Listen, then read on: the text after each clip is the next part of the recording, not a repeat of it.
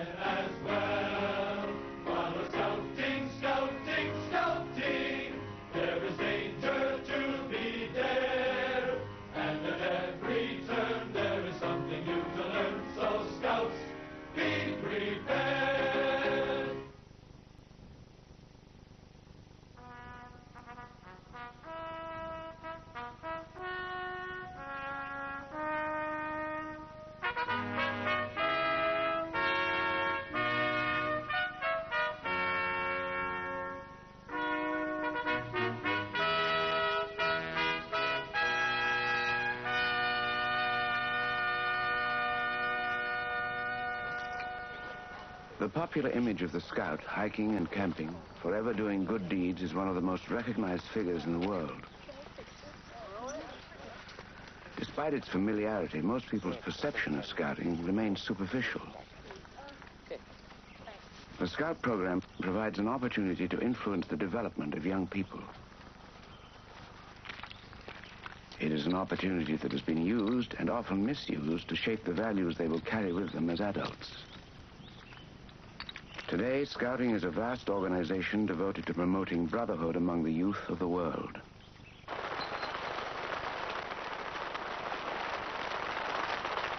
Every 4 years, thousands of young people convene at the World Scout Jamboree to experience their common humanity. The World Jamboree celebrates decades of Scouting history and tradition that have their origin in the imagination of one unusual man. You've come from long distances to meet me. I'm very grateful to you for it. I'm so grateful that I haven't turned on the rain as usual. He was proclaimed Chief Scout of the world, and for over 30 years he led a devoted multitude of Boy Scouts and Girl Guides. But I thank you very much indeed for coming. Best of luck to you. Good camping to you all.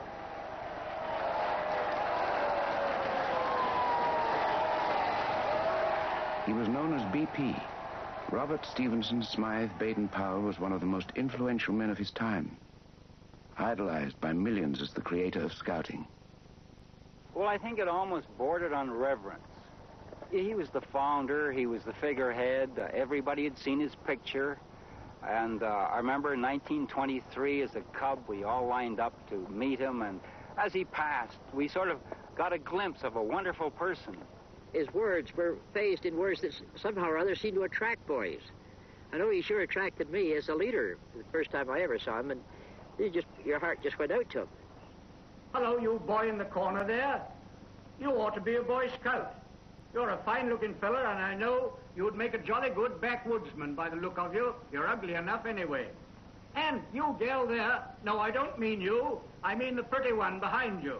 You ought to be a Girl Guide, you know. Oh, you are one. Oh, I beg your pardon. That's quite right. Now go on and tell all your pals to come and be Girl Guides like you. I'm very glad to see you there. Thank you all. Good luck to you, and I wish we may meet again. Thank you.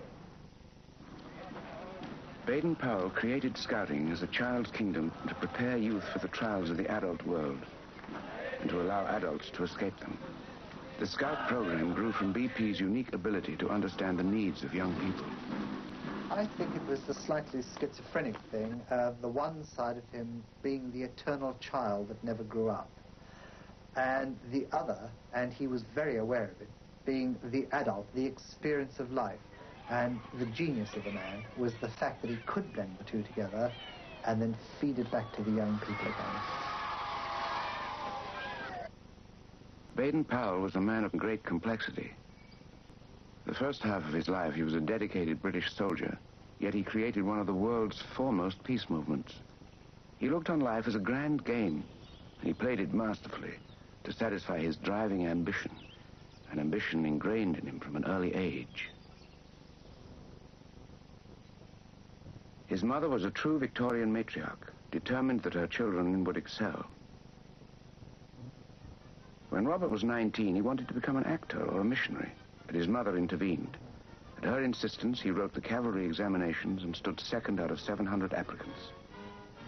In 1876, he joined his regiment on the frontier of the British Empire.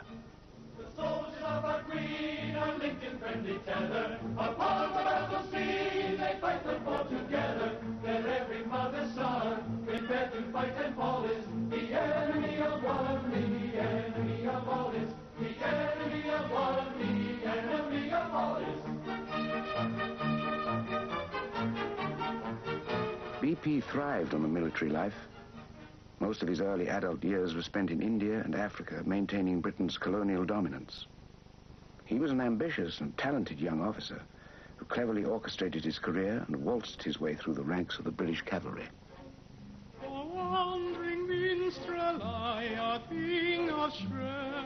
BP often drew attention to himself as leading player of the regimental light opera, but socially he remained a loner.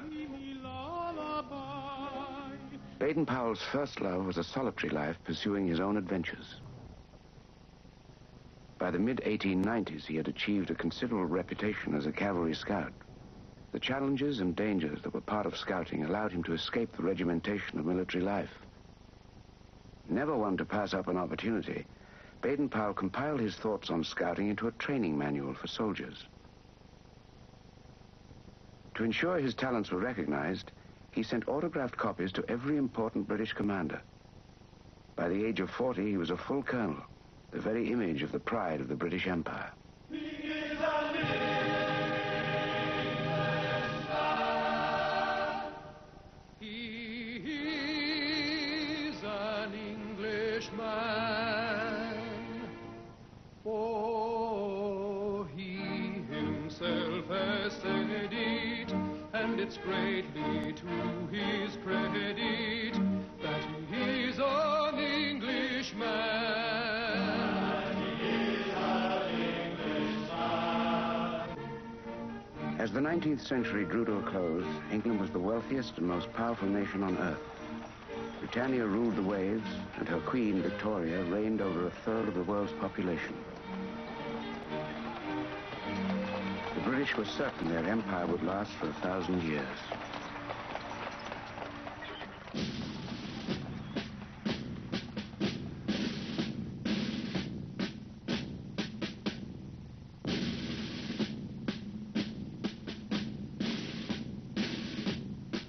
But in the fall of 1899, the small South African Republic of the Transvaal shattered the empire's facade of invincibility. The Boer homesteaders were determined to rid their country of Britain's colonial influence. When the war began, the British expected to win in a matter of weeks, but their overly regimented troops were no match for the Boer commandos. The first months of the South African War were a disaster for the British, except for one peculiar episode, the Siege of Mafeking. Baden-Powell positioned his men in the small town of Mafeking. Within days, 9,000 Boer troops surrounded his garrison, but they did not launch an all-out attack. The Boer strategy was to bombard the British and wait for them to give in. The Siege of Mafeking had begun.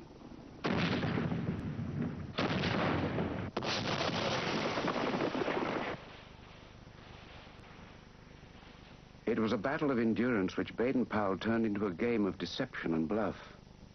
To trick the Boers, he had his men dig minefields sown with dummy mines. He created the illusion of a large force by frequently moving his troops from one outpost to another. To relieve his weary soldiers, the boys of the town were enlisted into a cadet corps to run messages and provide sentry duty. He kept up morale by organizing a series of Sunday concerts with himself as ringmaster. The British held music hall comedies while the Boers looked on from the hills. From a military standpoint, the Siege of Mafeking was insignificant, but it had an undeniable effect on the people of England. Realizing the public longed for a hero, the British tabloids sensationalized BP's antics into epic proportions. Baden-Powell was seen as a symbol of British courage and heroism. Unknown to BP, he was becoming a national celebrity, and the defense of Mafeking a rallying point for the Empire.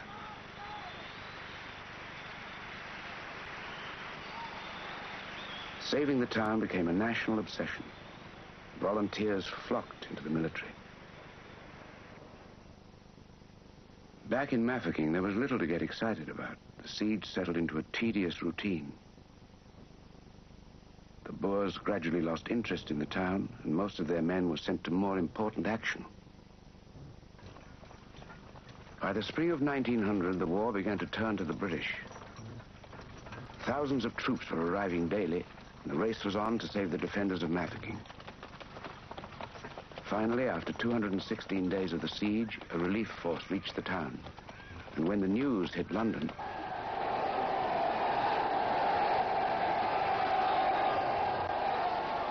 Baden-Powell became the hero of the British Empire.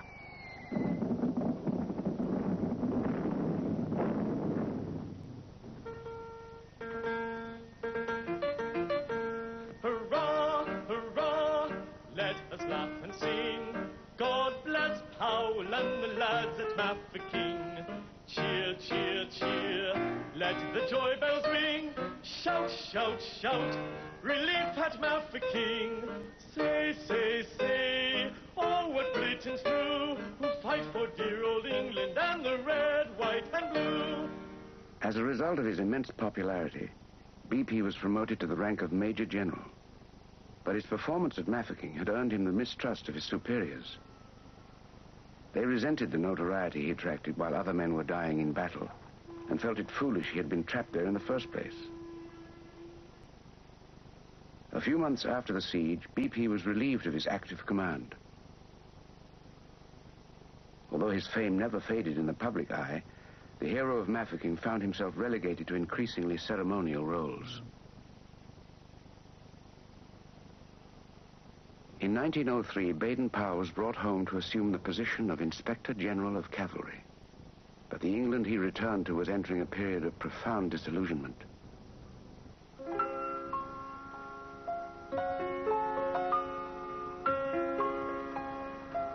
The military embarrassments of the Boer War left many Britons with the fear that the empire was in decline from within.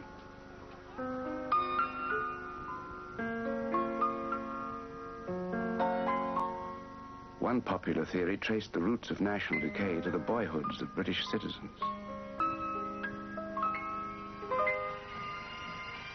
At the turn of the century, there were several groups dedicated to building character in boys and young men, the next generation of empire builders. The largest was the Boys' Brigade, which often asked BP to attend their public demonstrations. The brigade was created to instill discipline and true Christian manliness in boys through military drill and Bible study. While BP was impressed with the brigade's purpose and patriotic zeal, he was not impressed by the regimentation of its methods. Baden-Powell felt that a more imaginative program would attract more boys and go much further in building character in them. The hero of Mafeking found himself in a unique position to influence the youth of the day. A popular boys' magazine had run a series of articles based on his army manual, Aids to Scouting. The stories described his adventures as a frontier scout, and many boys emulated BP in their own scouting games. It occurred to Baden-Powell that some form of organized scout training would benefit boys and the empire. This insight came to him at a critical point in his life.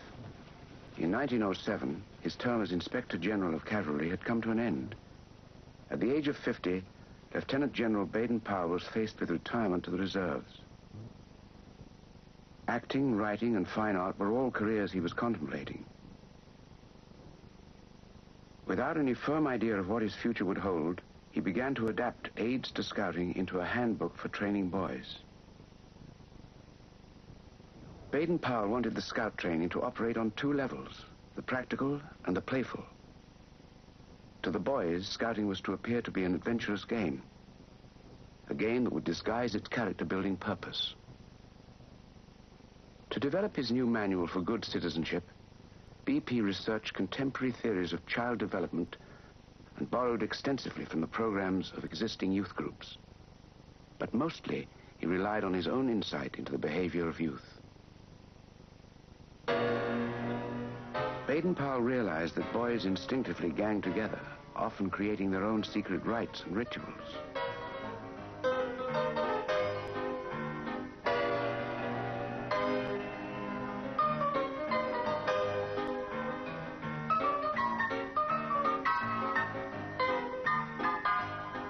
He also knew that within the group, a leader would naturally emerge. BP felt that by influencing the leaders of the upcoming generation, he could influence the destiny of Britain. Baden-Powell's perception of what would appeal to boys was deeply rooted in his own childhood. As a boy, he attended Charterhouse, one of England's finest schools. He was among the privileged elite who were destined to become the leaders of their generation. But Baden-Powell made little use of his scholastic opportunity. Although he was considered to be a bright enough boy, he often fell asleep in class. He found his lessons to be complete drudgery, and school a confining prison. But after school, in a nearby woods out of bounds to students, he found an ideal setting for his lively imagination. Alone in the woods, he lived the life of a frontiersman and spied on his teachers from the treetops. His own experience of youthful independence was injected into scouting. In July of 1907, he was ready to put his program to the test.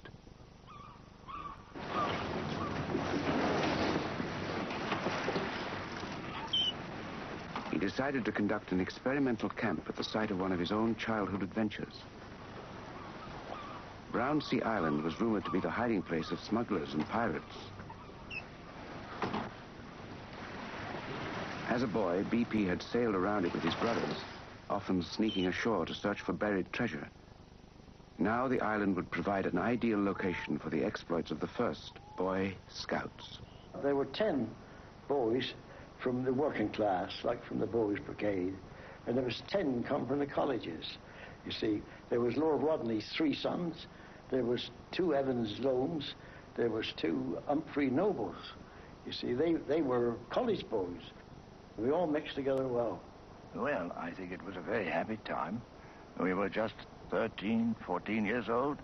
Began to look around much more and notice other people, and not really lived anything like such a closed life as we did. It was a very narrow life. But for scouting, meeting other people, learning things, really opened the world to us. BP brought the boys together and formed them into 4 patrols. He wanted scouting to appeal to all boys and promote harmony in England's stratified social system. He instructed the boys in camping, life-saving, and patriotism, all taught through stories and games. But the highlight for each patrol was the overnight camp they spent by themselves. That night, the boys had to make their own biscuits, scout style, in someone's coat. And when we got about 100 yards off of the castle along the sand, we pitched there to do this. And we got down, I got down on the sand with this coat and this flour, and was mixing it up. And you know, there was millions of little sandhoppers jumping into it. So, you know, I kept on mixing them in, and rolled them up, made them, and cooked them. They ate it, but I didn't eat none of it, because I see all these little things jumping in it. I couldn't fancy that, could you? It's terrible, wasn't it? The scout training captivated the boys, and they all joined into BP's new game with enthusiasm. But it was BP's unique way of relating to them that impressed the boys the most. He never put us in a position where we felt awkward or silly. He was always there to help. He was at the back of you. And this is where he brought the best out of really all the boys, I'm quite sure. Well, he never tried to ride the high horse over us or nothing. Never, there was no bullying or nothing. No restrictions put on us at all. He absolutely put us on our honor, and that was it. After the Brownsea camp, Baden-Powell was ready to take his Boy Scout program to the public. He struck a deal to release his book through one of England's most powerful publishers, Cyril Arthur Pearson. BP would get his Boy Scouts launched, and Pearson would acquire a new addition to his publishing empire. In February of 1908, Scouting for Boys went to press. The book came out in a series of installments. and boys bought them up as fast as they hit the shelves.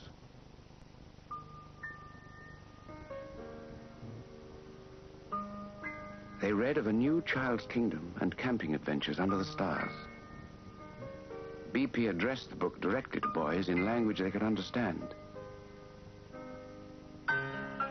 Within its pages, he carefully diagrammed every detail of what it meant to be a scout. The training was presented as an imaginative game that any boy could play. BP challenged the boys to join the Brotherhood of Scouts, to take its oath and live by its laws. He gave them their own motto, be prepared. Across England, pants were cut into scout shorts, and broomsticks became scout staves. The scouting craze spread out of control. Trees were felled in city parks. Campfires dotted the landscape. Boys formed their own patrols and roamed the countryside searching for good deeds to perform. Before scouting for boys, they sought heroes to look up to. Now they could be heroes themselves.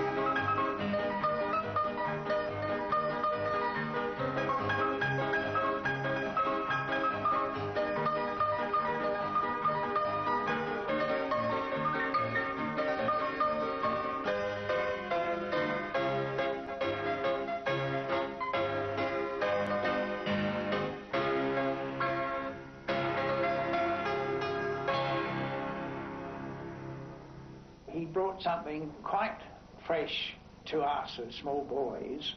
Scouting was a game and an adventure, and the idea of spending much more time in the open to get to camping, lighting fires, cooking your own meals, it was really something new. Baden-Powell's carefully contrived program to build better Britons grew at an incredible rate. Within months, over 100,000 youths were registered as Boy Scouts. By the fall of 1909, the Scouts were recognized as an important and zealous social movement. BP decided to show off his creation with a rally at the Crystal Palace in London. Among the 10,000 Boy Scouts gathered that day was a small but conspicuous group. Suddenly, we saw a figure coming towards us, and of course we knew at once that it was Baden-Powell. So we scrambled down the bank, and we made a line, and he came up and said to the patrol leader, "And what the dickens do you think you are doing here?" And the patrol leader said, "We want to be Girl Scouts." And he replied almost instantly, "Oh no, it's only for the boys." Well, then we broke our line, and we gathered round him, and we said, "Oh, please, please, something for the girls." BP had not planned on anything for the girls. He feared that including them in scouting would turn many boys away from the program. However, he did feel that women had an important role to play as efficient homemakers and cheery companions. So he created a separate movement for them. BP handed the task of leading the Girl Guides to his sister, a 50-year-old spinster who had little experience beyond the confines of her mother's parlor. Agnes Baden-Powell fashioned the Girl Guides after the Victorian ideal of womanhood and titled her handbook, "What Girls Can Do to Help Build Up the Empire." Emancipation for women was a long way off. In the early days of the movement, few of the problems BP faced were as easily handled as the Girl Guide issue. was constantly criticized for encouraging militarism in scouting. In Scouting for Boys, Baden Powell asked the scouts to learn how to shoot and insisted they always obey orders.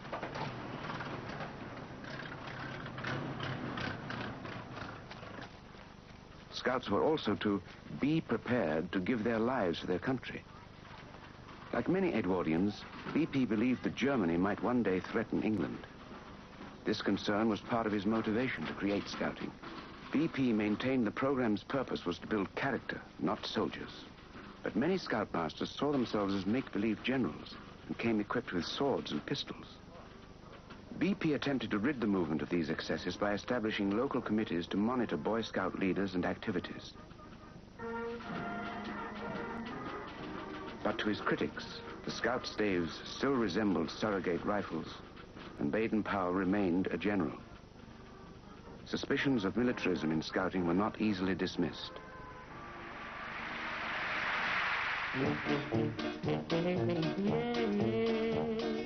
Perhaps the most bruising problem of all was the ridicule suffered by the boys themselves. Scouts soon learned that those who are open about their beliefs are also open to attack.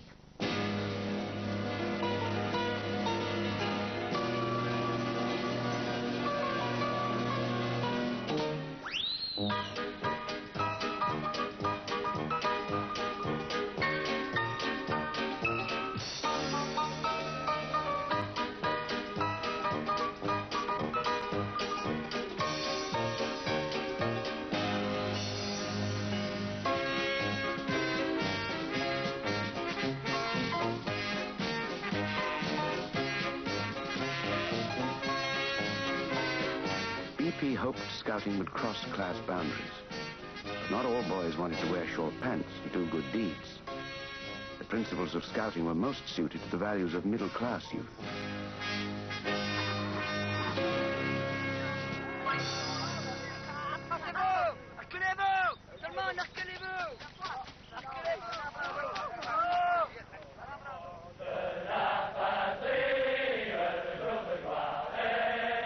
Baden Powell only intended to influence the young men of Britain. Suddenly, a new sphere of influence opened to him. Scouting for Boys had emigrated overseas, and translations appeared in dozens of languages. Parents of all nations wanted to impart the values of Scouting to their children.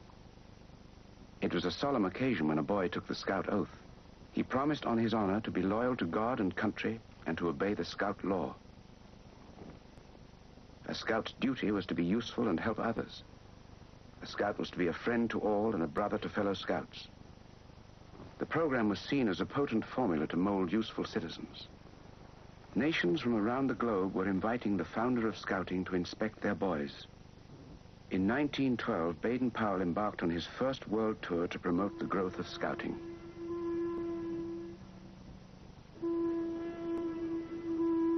The ship would take him first to the Caribbean and then on to New York.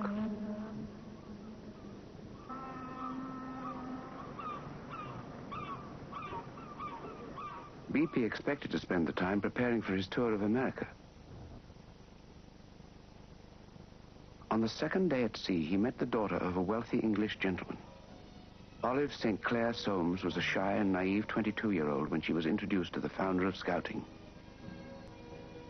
Instantly, and for the first time in his 54 years, BP fell madly in love. Remarkably, so did Miss Soames. To Olive and BP, it seemed they were destined for each other. They shared common interests and even had the same birth date, although they were born 32 years apart. BP felt it was improper for a distinguished British general to be seen swooning over a girl half his age, so they kept their romance a secret. They hid love notes to each other and rose before dawn for intimate meetings. They wanted to marry when the ship reached Jamaica, but decided to wait until the completion of his tour. Olive returned to England, and BP sailed on to America. They had been together for only 3 weeks.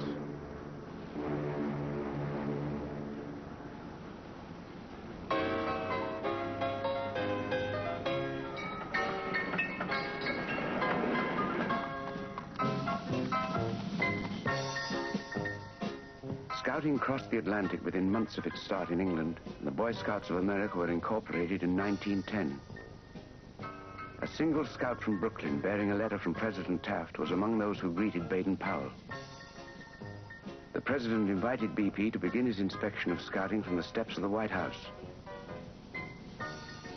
It was an offer he could hardly refuse. Baden-Powell wanted scouting to be larger than life, so he attracted support from men who were larger than life.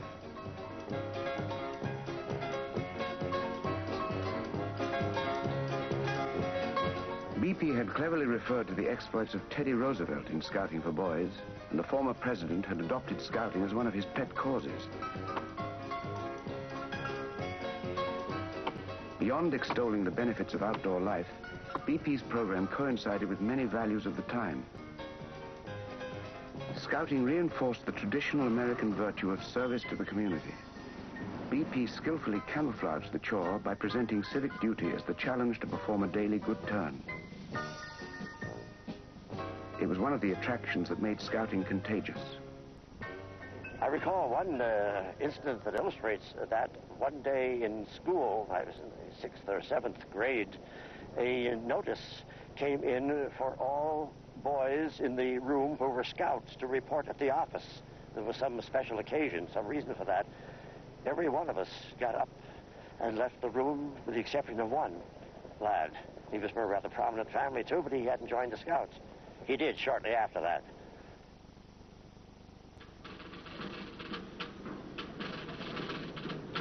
In a nation which made patriotism a religion, the Scout program was praised for the love of country it instilled in youth. Scouting also molded efficient individuals who respected rules and worked well with others, important qualities in progressive era America. Like most Scout associations, the Boy Scouts of America attracted the sponsorship of the country's wealthiest patrons. A national headquarters was established in New York, and a centralized administration installed. Corporate America created corporate scouting. Prominent in the Boy Scouts of America hierarchy was a well-known naturalist, Ernest Thompson Seton. Born in England and raised in Canada, he built a reputation in America for his work among youth. In 1902, he wrote a series of articles that encouraged boys to learn the ways of the Red Indian. The result was a small organization, Seton's Woodcraft Indians. Seton published a manual for his tribes to follow 2 years before Scouting for Boys was released, and now he accused Baden-Powell of stealing his ideas.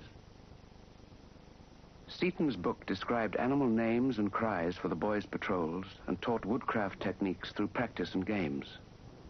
The Woodcraft Indians won medals for achievement and lived by their own set of laws, all elements common to Scouting. Baden-Powell openly admitted that parts of his program were based on other men's work. At one banquet in his honor, he even referred to himself as merely the uncle of the Boy Scout movement. But there was no doubt that BP was the founder and catalyst of Scouting. Baden-Powell's Scouts succeeded where the Woodcraft Indians failed. Seton urged boys to return to primitive nobility in defiance of modernization. He went against the mainstream of American society, which had completely embraced the Boy Scout program.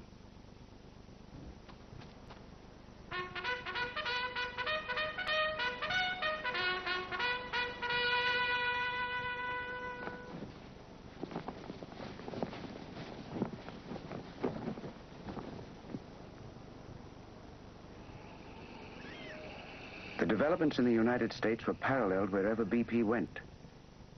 His tour took him to the Pacific Islands, the Orient, New Zealand, Australia, and Africa. But scouting was not the only thing on his mind.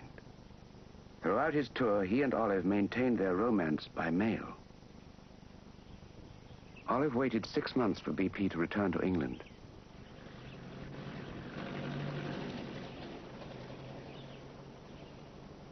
When he finally arrived at her parents' home, he gave her a Boy Scout ring to make their engagement official. Olive was sure of her love for BP, but not quite so enthusiastic about the adulation that came with him.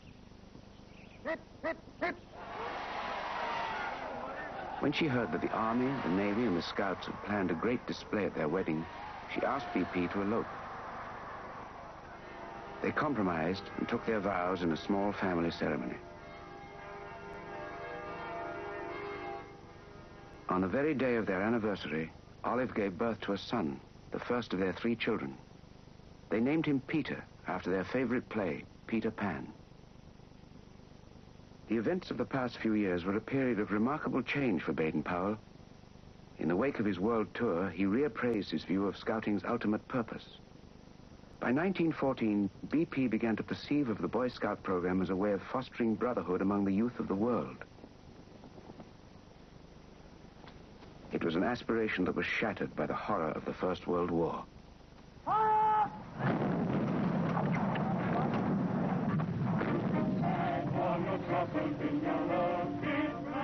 The same intense nationalism which had led so many nations to adopt the Scout program also led to the First World War. When fighting broke out, Baden-Powell asked his Scout leaders to mobilize their senior boys for immediate action. In Baden-Powell's view, the men of peace-loving countries were bound by duty to defend against those nations who failed to share the brotherhood ideal. Among the first wave of volunteers were 150,000 former Scouts who quickly learned the harsh realities of trench warfare. Defending the ideals of peace became Baden-Powell's obsession throughout the war years. He wrote 2 books, Marksmanship for Boys and Quick Training for War. On the home front, he had his Scouts run messages for the War Office. They filled in wherever they could, replacing men who had left for the front. They guarded bridges and patrolled the coast.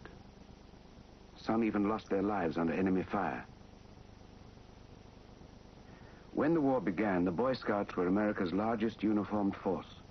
They proved their value during the Liberty Loan drives, raising over $350 million for the war effort.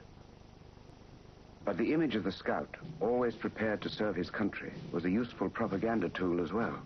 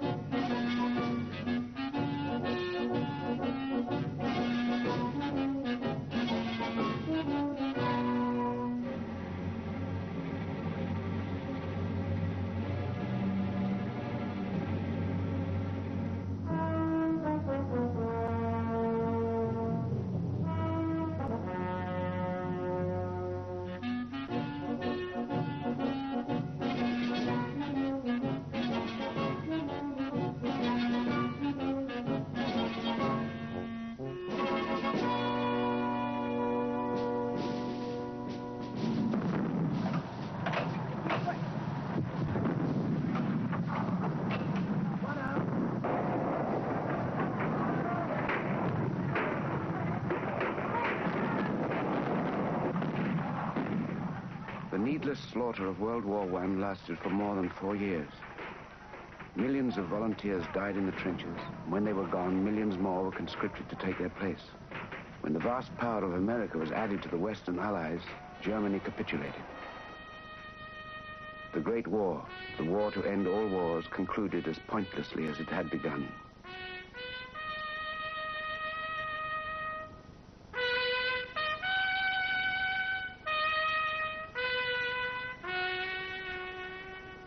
No one was left untouched by the war, but few people were more affected than Baden-Powell. There was an eerie quiet in the Scout meeting places. During the growth of Scouting, BP made close friendships with hundreds of young men. Now they were gone. BP never denied that it was the duty of men in peace-loving nations to defend their countries. But now he took it upon himself to ensure that the youth of the world would never again have to respond to a call to arms. He refocused his own mission and the purpose of Scouting throughout the world to promote peace and brotherhood among nations. A war-weary world turned to the Scout movement with the hope of breeding peace into future generations. It was a challenge BP and the Scouts were equal to. In 1920, Baden-Powell convened the first World Scout Jamboree, a celebration of the potential of youth. The Jamboree would bring together Scouts from around the world to experience their common humanity.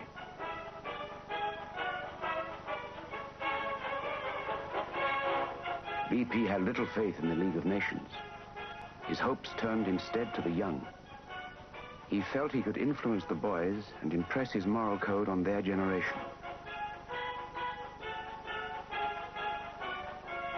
Scout mythology records that on the last day of the Jamboree, a single boy approached Baden-Powell and gave him the title Chief Scout of the World. In reality, BP had suggested this distinction for himself years earlier. The post-war years brought an important development for the Girl Guides as well. Olive Baden-Powell established herself as an enthusiastic leader and was acclaimed World Chief Guide. Throughout the 20s and 30s, the Baden-Powells traveled the world to promote the growth of the Scout and Guide movements. Together, they campaigned to encourage international brotherhood. BP had a very clear purpose for his Scouts. I think he really did feel that Scouting could expand throughout the world, because what he was saying to people is, it doesn't matter whether you're Chilean, it doesn't matter whether you're Mexican, it doesn't matter whether you're Indonesian, Australian, British. There was no reason why a moral code shouldn't extend across frontiers to foreign countries, because he'd lived in that sort of environment all his life. He really did believe that if he could get enough people to be Scouts in other countries following the same laws as each other, that there must eventually be world peace. Baden-Powell's vision for Scouting was not unusual for the times. In the decade after the war, plans for peace were greeted with optimism. BP's efforts were among the most promising. In 10 years, his following had increased tenfold, surpassing 1 million. They represented every race and religion of the world, and they were eager to follow the word of the Chief Scout. And now I would ask you to listen to your promise and think it over as you've never thought before. You promise, on my honor, your honor, mind you, to do my best, to do my duty to God and to the King, and to obey the Scout law. Will you do your best? Answer me.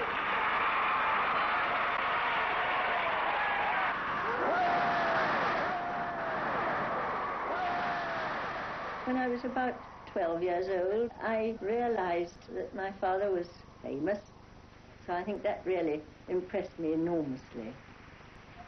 That's Dad. That's just Dad. And look at them all. All of them praising him like this and cheering him. And, well, this is remarkable, because he's really only just Dad to us. Now, well into his 70s, BP enjoyed the exuberant companionship of his son Peter and daughters Heather and Betty. When the Chief Scout relaxed, he remained true to form.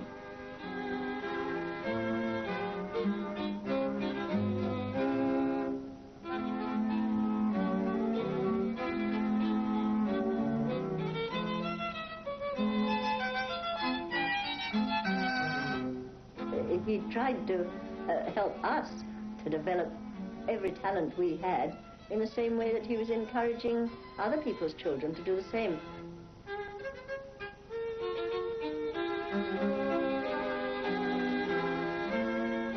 I think it was jolly useful for him having us, because he was able to try out ideas on his own children. If they worked with us, well, then they'd work with other people's kids. And there's no doubt at all that his greatest joy was having a family life. My father and mother were the most devoted couple you could imagine. Mum rather ruled him in a way over his physical welfare, just as though he was a small boy. And he used to behave like a small boy, and he'd pretend to cry and grouse and say, I don't want to put on a sweater, I'm not cold. And she'd say, now come along, darling, behave yourself. And they'd have some sort of a silly play as though he was just a naughty small boy. They were great fun in that way. They played up to us in a most amusing way together. Now I'll say a word to you who are parents. We try to make these boys and girls into what we call the 3 H's. That is, happy, healthy, helpful citizens. And you will find if you send your boys and girls to the Scout or Guide movement, we help the schools. They teach them knowledge in order to succeed in their examinations and so on, and we teach them character so that they may succeed in life.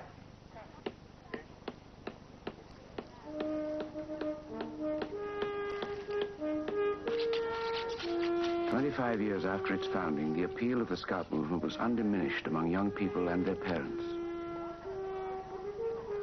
The novelty of the program had long passed, but Scouting proved timeless in its appeal. Now the sons and daughters of the first generation of Scouts and Guides renewed the movement's vitality. By the mid-30s, Scouting was permanently woven into the fabric of society.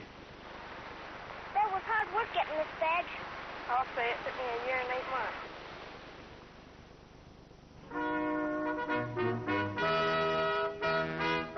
Scouting was recognized as an effective method to fulfill the potential of youth. The theme chosen for our Boy Scout Week observance, building a stronger generation, is thoroughly worthwhile. And we should be especially thankful for a youth movement that seeks to preserve simple fundamentals like physical strength, mental alertness, and moral straightness. A movement to support the ideals of peace.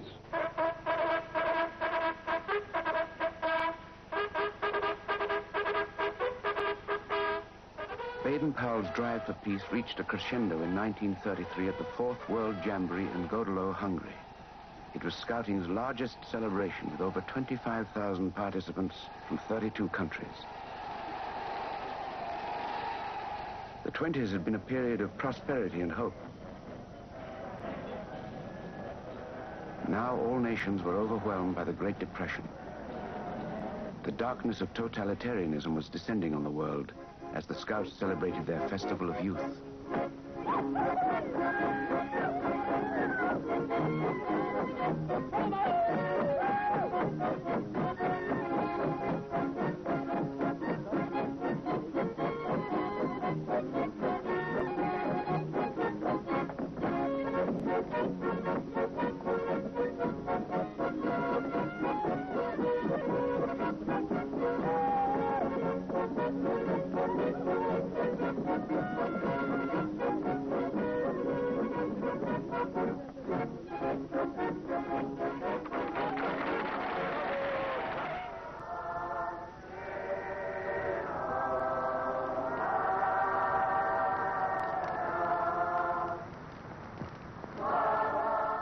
Several months before the Jamboree, 1,000 Scouts representing Germany had registered to attend. They never left home.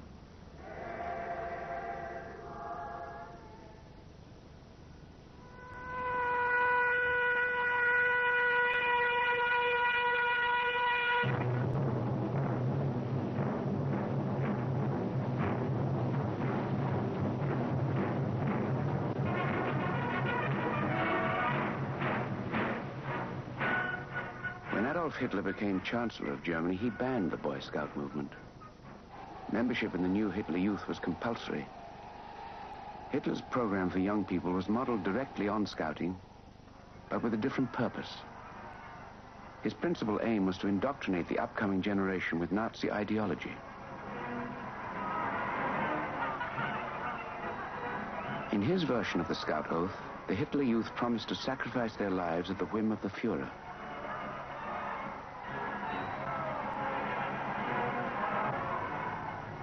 The Hitler Youth were the future of Germany, and they numbered 8 million, more than double the amount of Scouts in the rest of the world.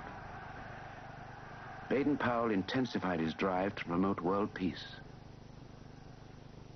I've heard since I came to Sydney, there are some people still talk about being a military movement. Well, that's all humbug, because we've now spread to 45 different countries about the world. It's a movement of absolutely of peace and goodwill among men. And all the different countries have taken it up in that spirit. And I suppose that amongst our 3 millions of Boy Scouts and Girl Guides, there's not one who doesn't feel the bond of friendship and comradeship and brotherhood with those of other countries. This sense of brotherhood was very real among those who were Scouts, but the movement had not reached everyone. Those who did join eventually discovered that the laws they followed were not easily applied to the trials of adulthood. For every boy who never grew up, there were thousands more who did.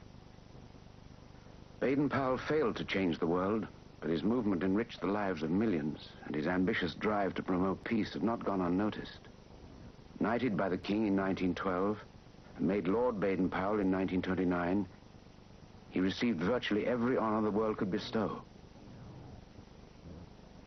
In 1939, at the age of 82, Baden-Powell was nominated for the Nobel Peace Prize, but that year no award was granted.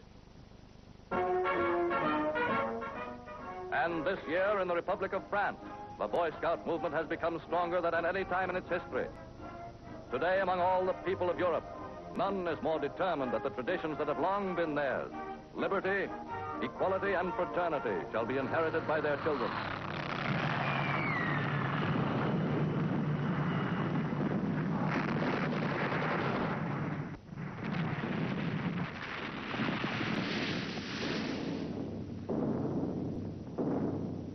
Oh, he was shattered.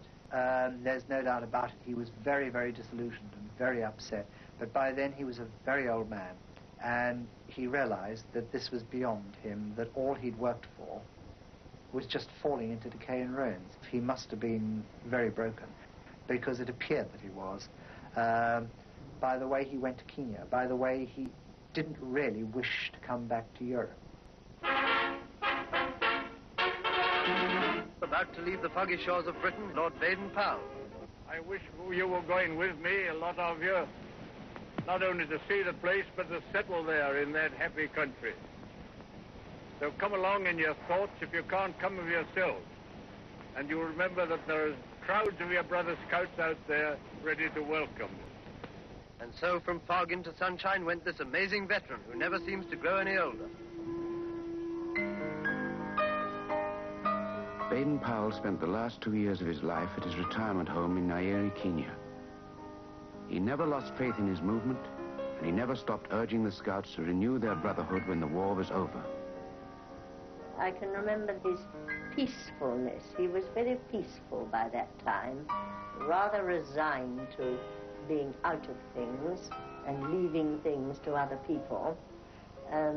Guilty to not being in it, but realizing that, of course, at his age, he couldn't do it. He wasn't physically very comfortable by that time. He had several ailments that were rather uncomfortable, and so I think he was really getting very ready to go and very contented to leave to others the job that he'd started, realizing that they would be able to carry on very well indeed, thanks to his inspiration.